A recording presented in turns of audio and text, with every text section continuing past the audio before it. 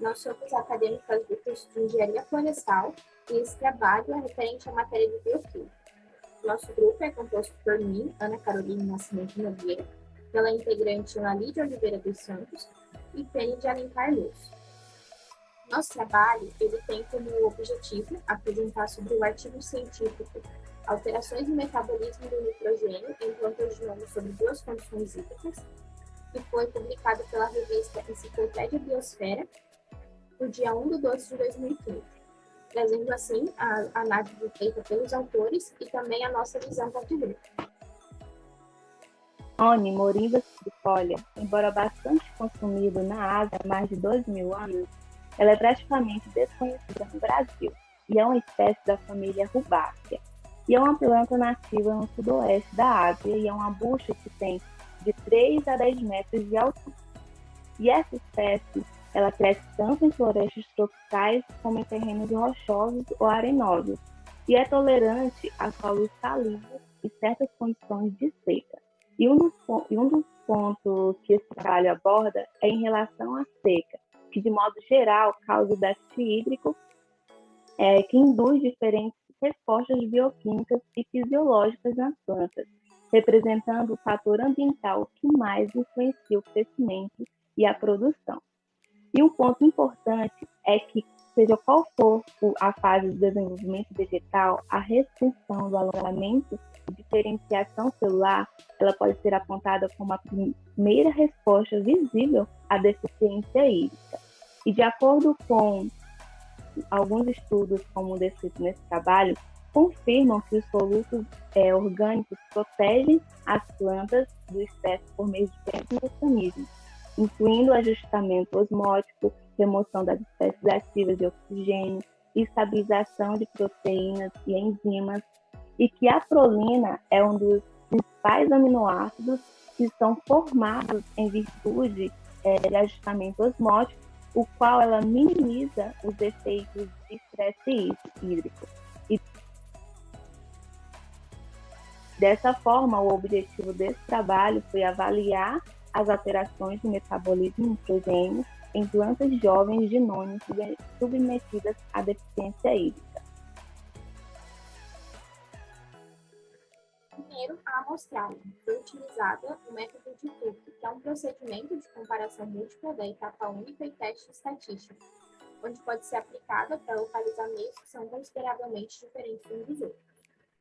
Com relação ao conteúdo relativo da água, foi utilizado o método de Slavik, 1974, que é um método que se trata da pesagem da massa do material. Então, esse material ele é pesado. Em seguida, ele é pesado novamente, só que em forma túrgida.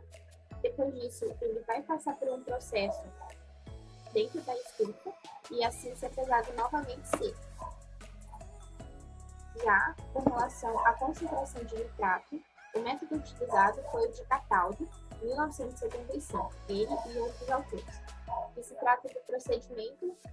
espectrofotométrico com base na nitração do ácido silício sob condições altamente ácidas.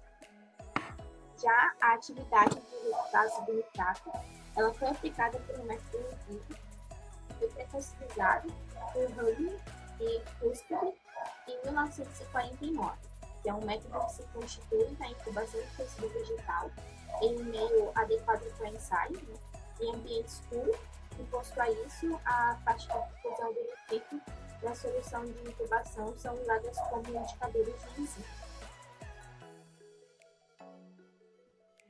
E aqui na concentração de amônio livre,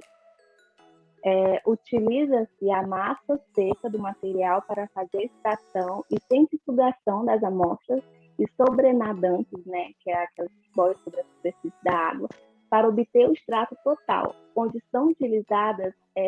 tubos de ensaio acrescentando ao extrato total, mais a solução e homogeneizado em vortex. Após isso, é levado para o espectrofômetro e efetuado a leitura em 625 nanômetros por metro de Eustenburg. E aqui na concentração de aminoácidos solúveis totais, é feita a pesagem das folhas e raízes em tubos completamente fechados e, em seguida, centrifugados para obter a extração em sobrenadantes, onde é feito coleta e preparo a reação para a dosagem dos aminoácidos. E após a adição de anicótico, do extrato, água, que a solução tamponada é misturado em vortex, passam pelo banho-maria e em seguida é interrompido por banho gelado logo após ele é mantido a temperatura ambiente e levado para a leitura em espectrofômetro em 570 nanômetros, e obtendo assim os teores baseados em concentrações crescentes de mistura padronizada de L-glutamina por PO. Nas concentrações de proteínas solúveis totais, são utilizados o pó da raiz e das folhas em solução tampão de extração, e em seguida elas são lacradas e fica sob agitação durante algumas horas. Após esse processo, os tubos são centrifugados e são colocados em outros tubos de ensaio com sobrenadantes e reagente de Bradford. Após esse processo, ele passa por um processo manual de agitação, que é feito bem delicadamente durante alguns minutos e deixado em repouso para que seja analisado no espectrofotômetro a 595 nanômetros, contra o branco, água e o reagente de Bradford. E assim é feita a quantificação das proteínas totais estimuladas através da curva de padrão ida com soro albumina bovina. E o método utilizado é o método de Bradford. As concentrações de prolina, a extração dela é feita por meio quente, elas são homogeneizadas em água destilada, e após isso ela é centrifugada e é coletado o sobrenadante dela, e é utilizado uma alíquota a quantificação da prolina. Aí, após esse processo é feita a adição de meionina ácida e o ácido acético glacial 99,5%, onde a mistura é agitada e incubada, e a amostra é resfriada e é adicionado o telueno, que é utilizado para a separação das fases. Nessa fração de divisão, contendo no grupo dos cromóforos, é coletada a absorvância, onde é determinado no espectrofotômetro a 520 nanômetros em raio UV, e a concentração de prolina terminada pela curva de calibração de prolina no resultado, e o método utilizado nele é do PEG. A primeira figura, né, a gente tem o conteúdo relativo da água das folhas de planta jovem de nome, foram submetidas à deficiência hídrica durante 10 dias. Nessa figura, a gente pode observar, né, que os resultados eles mostram que a planta de nome, sobre essa suspensão hídrica, ela teve uma diminuição significativa de 89% para 59% do conteúdo relativo de água, e essa diminuição ela é devido à falta de água no solo e pela retenção de moléculas da água no coloide, né,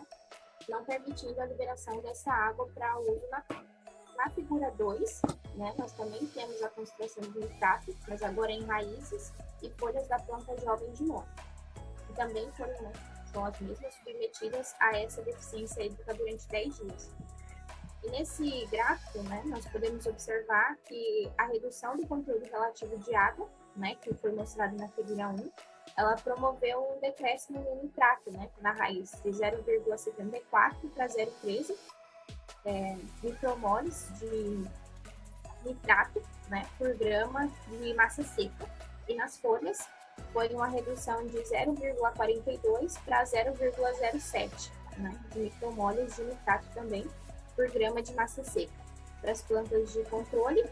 né, sobre a deficiência hídrica, correspondendo a um decréscimo, na verdade, né, de 82,43 e 83,33, respectivamente. Na figura 3, nós temos a atividade de redução do nitrato em raízes e folhas de plantas jovens de noni. E nós podemos observar que as plantas controle, elas apresentaram uma atividade de 0,12 micromoles de nitrato por grama de MF, né, nas raízes e 0,08 micromoles de nitrato por grama de MF nas folhas. Então, após 10 dias de deficiência hídrica, as plantas de noni, elas tiveram um decréscimo na atividade de redutácio do nitrato de 84,16% nas raízes e de 92,5% nas folhas. E aqui no amônio livre, né, temos as concentrações de amônio livre em raízes e folhas de plantas jovens de noni, submetidas à deficiência hídrica durante 10 dias, onde mostra, como mostra a imagem aqui, mostra a concentração de amônio que tiverem presente nas raízes de 13,7 para 18,3 micromol de amônio por quilograma de massa seca, e nas folhas de 4,3 para 8,6 micromol de amônio de quilograma de massa seca para plantas de controle sobre deficiência hídrica, né, correspondendo a 74% e 50%, respectivamente, como mostra na figura. E aqui nas concentrações de aminoácidos solubles temos as raízes e as folhas de plantas jovens de noni, onde essa concentração ela mostra o valor encontrado quando comparado às plantas de controle, que foram de 2,21 para 0,63 miligramas de proteína de gramas de massa seca, representando a diminuição de 71,49%. E os resultados para as folhas foram de 3,32 para 1,77 miligramas de proteína para gramas de massa seca, representando uma queda de 49,69%. E esses resultados, ele mostrou inversos aos resultados obtidos nesse estudo. Nas concentrações de proteínas solúveis totais das raízes, onde os valores encontrados comparados à planta de controle foi de 2,1 para 0,63 miligramas de proteína por grama de massa seca, representam uma diminuição de 71,49%, e os resultados para as folhas foram de 3,32 para 1,67 miligramas de proteína por grama de massa seca, representando uma quantidade de 49,69%. Nas concentrações de prolina, aumentaram de 3,98 micromols de prolina por miligramas de massa seca para 8,91 micromols de prolina por massa seca nas raízes das plantas submetidas à deficiência hídrica, representando um aumento de 119%.